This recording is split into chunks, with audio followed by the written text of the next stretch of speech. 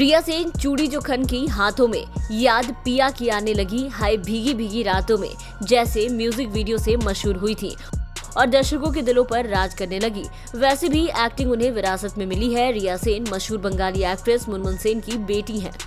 1991 में आई film wish कन्या में पूजा बेदी लीड रोल में थी और इस फिल्म में रिया सेन ने उनके बचपन का किरदार निभाया था। बॉलीवुड में अपने जलवे दिखाने के अलावा रिया सेन ने बंगाली, तमिल, तेलुगु और मलयालम भाषा के फिल्मों के अलावा इंग्लिश मूवी में भी काम किया, लेकिन धीरे धीरे रिया फिल्मों में कम नजर आने लगी। कमर्शियल सक्सेस के साथ ही उन्हें बोल्ड वाला टैग भी मिल गया और इसी बारे में उन्होंने अब बात भी की है। इस वक्त रिया MX प्लेयर पर पति पत्नी और वो में नजर आ रही हैं। रिया ने PTI को दिए गए इंटरव्यू में कहा कि कई हिट फिल्मों के बाद उन्होंने कुछ ऐसी भी फिल्में की जिसे करने में वो कंफर्टेबल नहीं थी और शायद इसलिए लोगों को लगने लगा कि वो खराब एक्ट्रेस है और इसके लिए वो किसी को ब्लेम भी नहीं कर रही।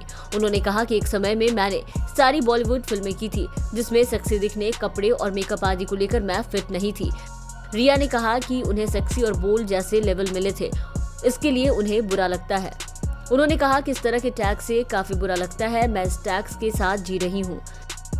जब मैं स्कूल में थी तब सेक्सी जैसे वर्ड की शुरुआत हुई थी, हमेशा परफेक्ट दिखने का काफी प्रेशर हुआ करता था। आगे उन्होंने कहा कि यहाँ तक कि जब भी मैं कभी बाहर जाती थी लोगों के मन में ये रहता था कि ओह रिया सेन, क्योंकि उन्हें लगता था कि जो आप स्क्रीन पर हैं वैसी ही रियल लाइफ में भी हैं। इसके बाद हिंदी फिल्मों में स्टेरियोटाइप हीरोइन के कैरेक्टर से वो असहज होने लगी। अपना सपना, मनी मनी, शादी नंबर 1, झंकार वीर जैसे फिल्मों के बाद ग्लैमरस दिखने जैसी चीजें इतनी बढ़ गई कि इसे हैंडल करना मुश्किल हो गया था।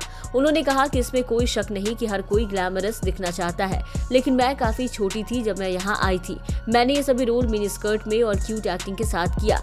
जब मैं खुद को स्क्रीन पर देखती हूँ तो मुझे गंदा लगता है और यकीन नहीं होता कि ये मैं हूँ। रिया ने आगे कहा, मैं खुद को काफी अनईजी और अनकंफर्टेबल महसूस करने लगी। मैं हर दिन सेट पर जाकर अपने बाल कर्ल करवाकर घंटों मेकअप के साथ बैठ नहीं सकती थी। मैंने उस समय बॉलीवुड में काम नहीं करने का फैसला सोच समझ कर लिया। इसके बाद रिया बॉलीवुड को छोड़ बंगाली सिनेमा से जुड़ गई। उन्होंने ऋतुपूर्ण घोष की साल 2011 में आई फिल्म नौका डूबी की, जो कि रविंद्रनाथ टैगोर की इसी नाम के नॉवेल पर बेस्ड थी। इसके बाद उन्होंने कई बॉलीवुड फिल्में की। इन दिनों रिया MX प्लेयर पर नजर आने वाली कॉमेडी शो पति पत्नी और वो में नजर आ रही हैं।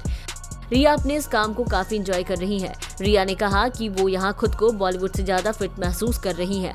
हालांकि उन्होंने ये भी कहा कि ऐसा नहीं है कि बॉलीवुड के लिए वो ओपन नहीं है, लेकिन वो जो कर रही हैं उसे लेकर वो काफी खुश है। तो फिलहाल इस वीडियो में इतना ही। आप बने रहे मियो वुल्फ के साथ। अगर आपने अब तक हमें सब्सक्राइब नहीं किया है तो जरूर सब्सक्राइब कर ले, साथ ही हमारे फेसबुक पेज को भी लाइक करें। वीडियो देखने के लिए आपका शुक्रिया।